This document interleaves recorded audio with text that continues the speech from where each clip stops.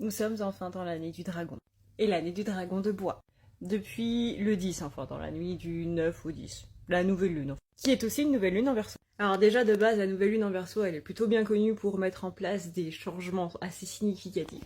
Mais couplé à un nouvel an lunaire sur une année du dragon de bois, c'est plutôt pas mal. Faut savoir que les années d'avant, on était sur le tigre de terre et on était sur le lapin d'eau. Et c'était pas top.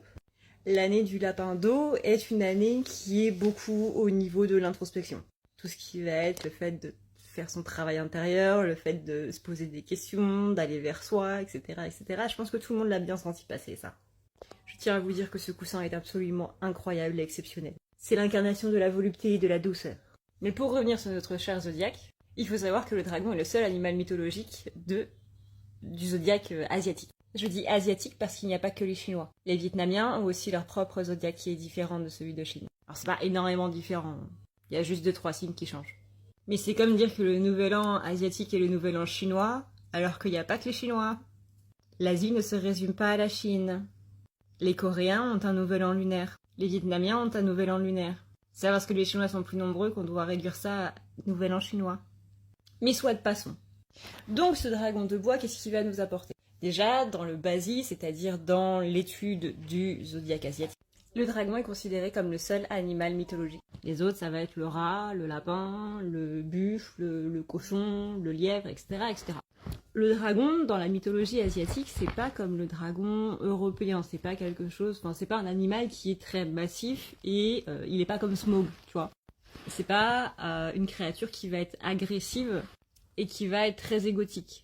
Au contraire, en Asie, le dragon symbolise la force mentale et non la force physique. C'est la différence entre l'Europe et l'Asie. On considère qu'une personne est forte principalement par son mental et non par sa force physique. En Asie, c'est pas parce que tu peux soulever un truc de 200 kilos que forcément tu es quelqu'un de fort. C'est ta résilience et comment tu surmontes les épreuves, comment tu réagis par rapport à ce qui t'arrive que tu vas être fort. Et le dragon est vraiment l'incarnation de ça. C'est-à-dire que le dragon va avoir une énorme sagesse. Dans les mythes et les légendes, le dragon est souvent représenté comme un animal qui est très longévif, comme Shenron dans Dragon Ball Z par exemple, ou comme Aku dans Ghibli. Il est différent du dragon européen qui va être très massif et vraiment symboliser la force physique. Et le côté très territorial, comme on voit avec Smaug dans le Hobbit par exemple, où Smaug il est là pour protéger un trésor. Et mine de rien, dans les légendes européennes, le dragon est souvent là pour couver un or. Vraiment ce truc de cupidité, de richesse, d'avidité. Ce qui n'est absolument pas le cas dans la mythologie asiatique. Quand, dans les légendes, un héros doit avoir des réponses, il va voir un dragon. Il y a même cette légende où un dragon t'accorde 3 souhaits, si tu réponds bien à 3 questions.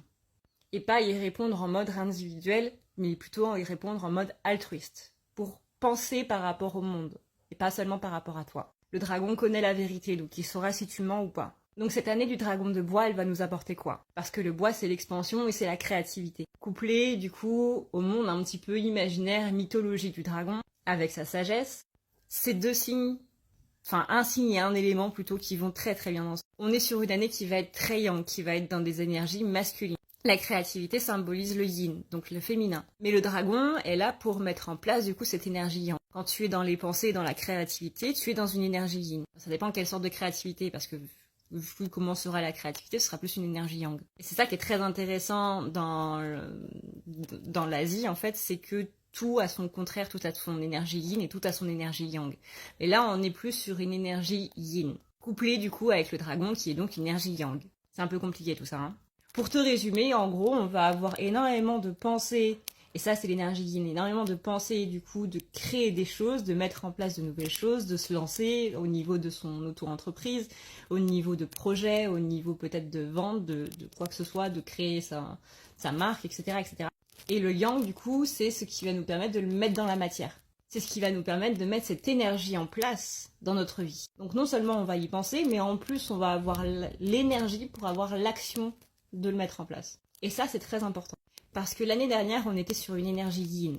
Donc beaucoup dans la réflexion, dans l'introspection, encore une fois, dans le fait de se poser des questions, d'aller vers le vrai soi, et pour ça, il fallait faire une énorme purge. Et cette purge, on est tous d'accord pour dire que ça s'est pas très bien passé. Mais maintenant que 2024 est arrivé et qu'on a pris un petit peu plus de recul, on se dit que finalement, c'était peut-être un mal pour un bien. Alors on en a bavé, hein, clairement.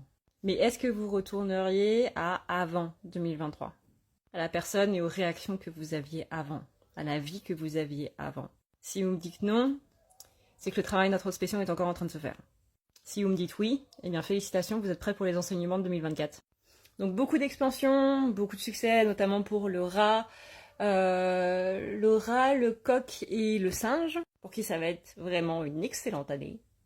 Et si ça vous dit, pour accompagner tout ça, non seulement par rapport aux énergies du nouvel an lunaire, mais aussi par rapport aux énergies de la Saint-Valentin, je vous propose du coup un soin qui est à 10 € minimum.